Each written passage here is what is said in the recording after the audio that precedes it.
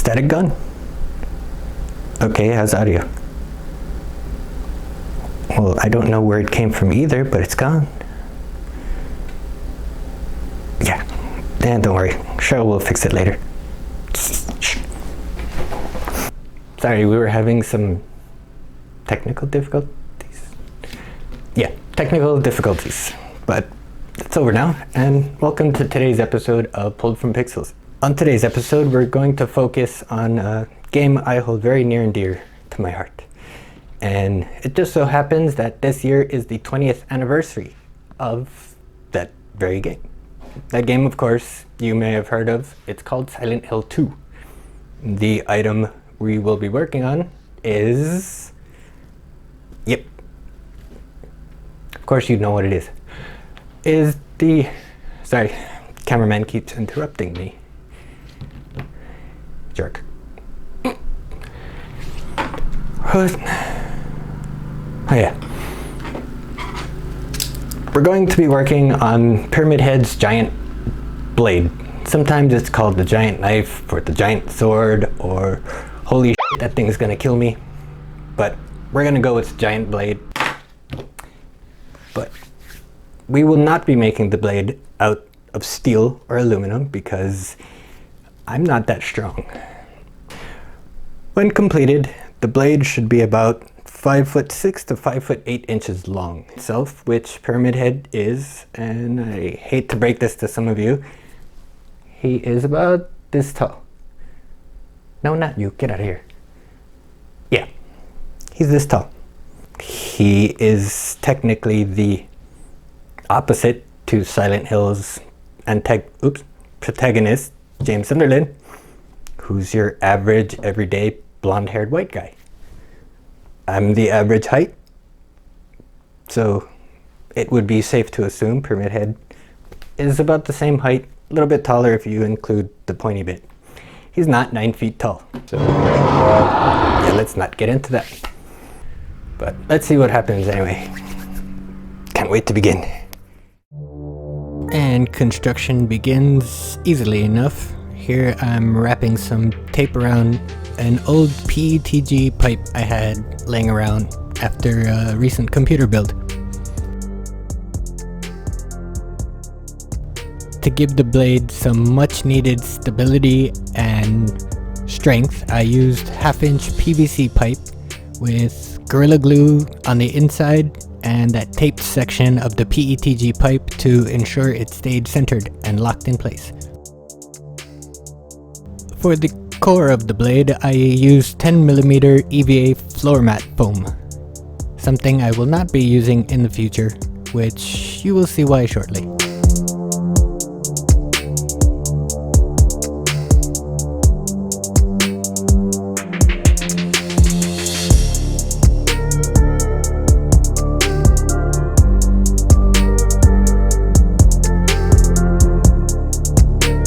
After roughly 8,000 measurements and outlining the blade shape onto the EVA foam, we start cutting with good old-fashioned hobby knife. Trying to make sure the blade stays at a 90-degree angle because we really don't want any premature edges.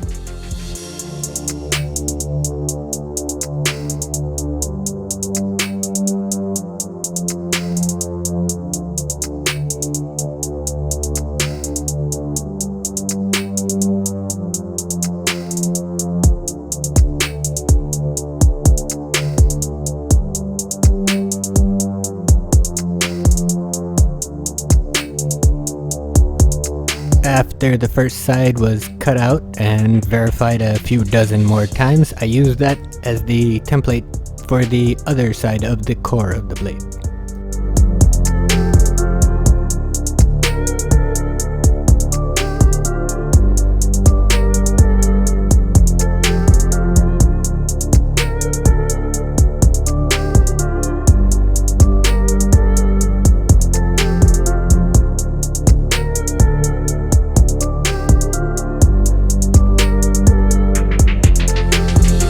While I still had the 10mm foam handy, I continued my precise measurements for the D-shaped piece that goes on the handle.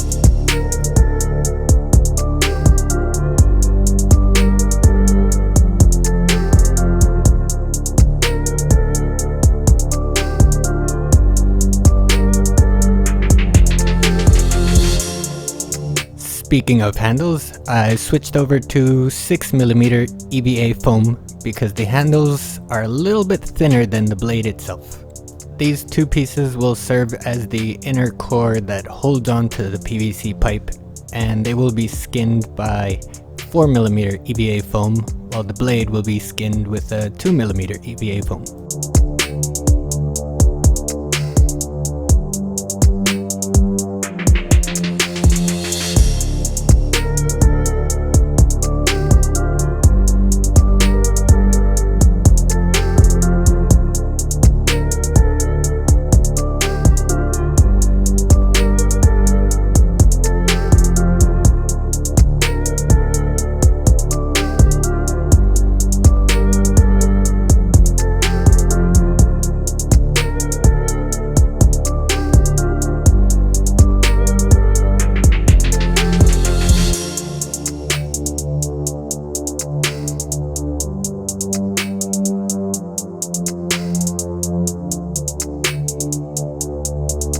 The following public service announcement is brought to you by Midwich Elementary. When outlining and cutting out the section to be used for the PVC pipe, make sure you're cutting on the right side of the blade and not using what is going to be the skin of the blade. If not, it may haunt you in the future.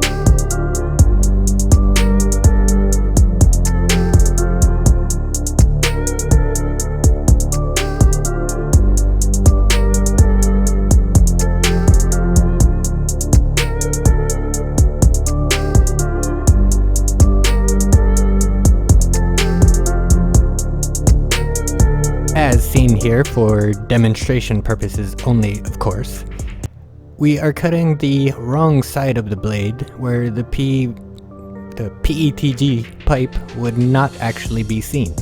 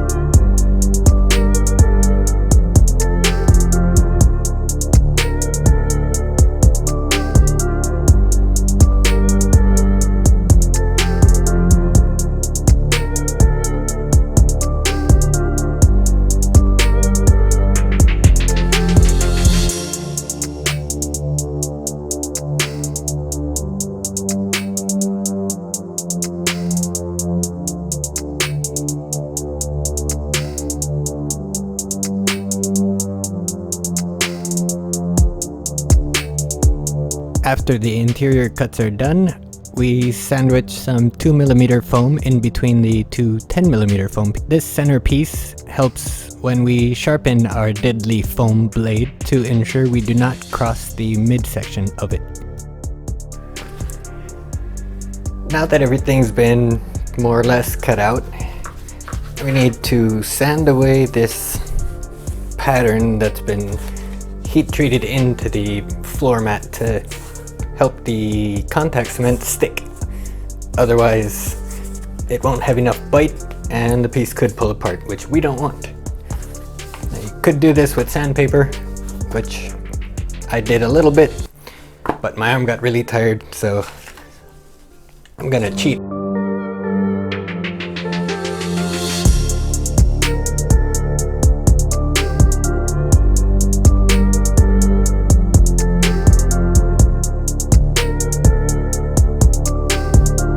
Holding together all of our EVA foam layers will be trusty contact cement. When using contact cement, make sure you give it time to dry before putting the two pieces together, and ensure both sides are evenly coated. Seen here, what happens when you don't give contact cement time to dry.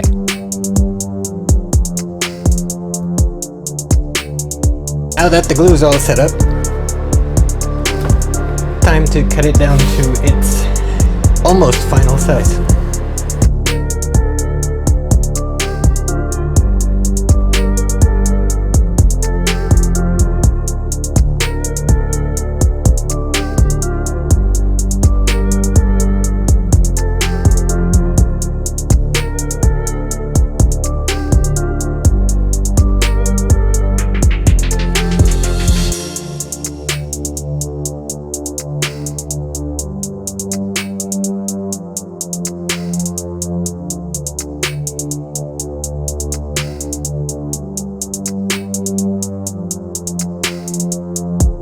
After gluing one side of the 2mm foam skin, we double check with the PVC pipe to ensure a nice fit.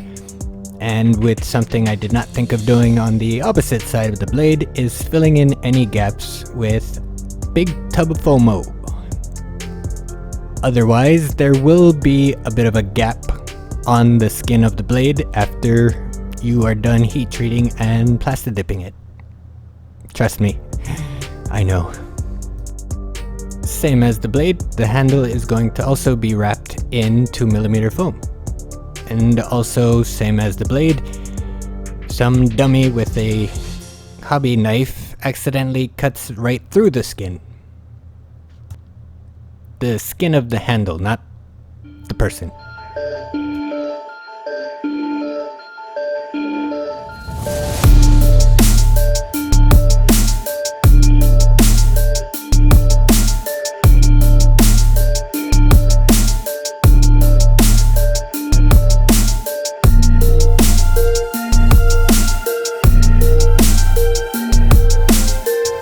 Here we check for fitment between the handle and the blade and slowly come to the realization that you should not be able to see the PVC on the outside of the blade. For the sharpened edge of the blade, I went with the trusty little device I'm calling the leg guide. Yeah, I didn't have any angle cutters or anything fancy, so I just grabbed some angled Lego bricks, stuck them to the flat piece, and cut away. These are not the 45-degree angled bricks because that would have given too sharp of an edge, and I wanted something a little more shallow. And if your blade looks a little too nice, a little too clean, just hack at it a bit. It'll be ugly in no time.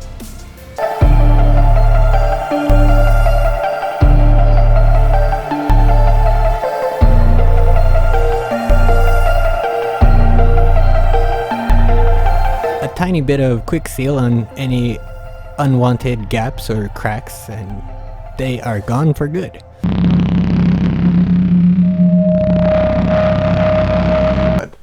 What has happened here, as you can see, is where I put in the PVC pipe, I did not use the FOMO on this side, but I'm just gonna leave it because I think I can still get away with it considering how badly beat up this blade is.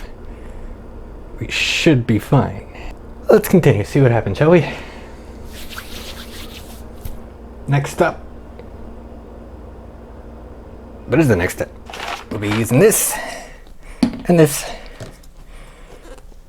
and these, and maybe even some black 3.0 because I just love this stuff. Not a sponsor either. I just love it.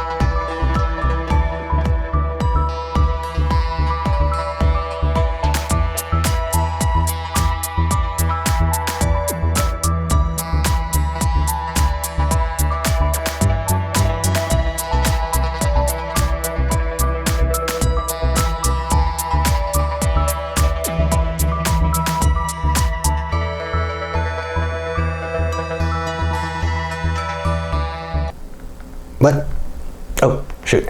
Sorry. Got a little distracted. So, what do you guys think? Not you, them. I think it came out pretty damn good, all things considered. Some errors were made, some gigantic mistakes, but I'm gonna call this my little Silent Hill, because no matter how much I tried to cover up my crimes, hide my errors, it would just pop up. No matter how much I tried to bury it, it just keeps coming back. So I decided to embrace it. I'll be sure to leave a list of the items I used down in the description. If you guys decide to make one of these on your own, or if you have any ideas or suggestions for future builds, leave a comment down below. And I hope you liked this video, because if you didn't, then why exactly are you still watching? Move along. If you did like the video, hit that like button over here. One of these two sides. And if you want to see more of these in the future, well, not specifically this, but more builds of your favorite items from video games, movies, and TV shows, hit that subscribe button. It should be here somewhere. So until next time.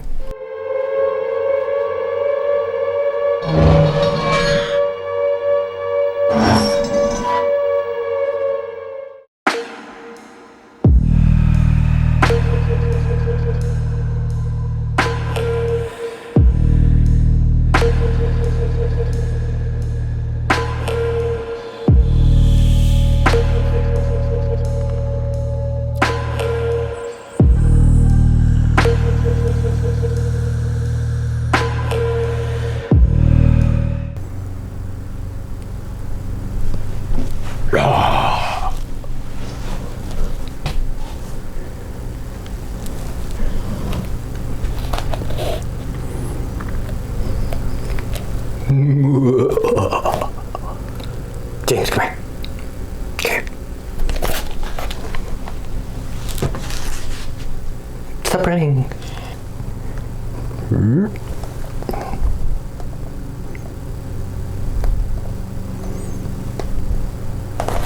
Yeah, it's kind of hard to do B-roll on something so thin and wide, but we're trying.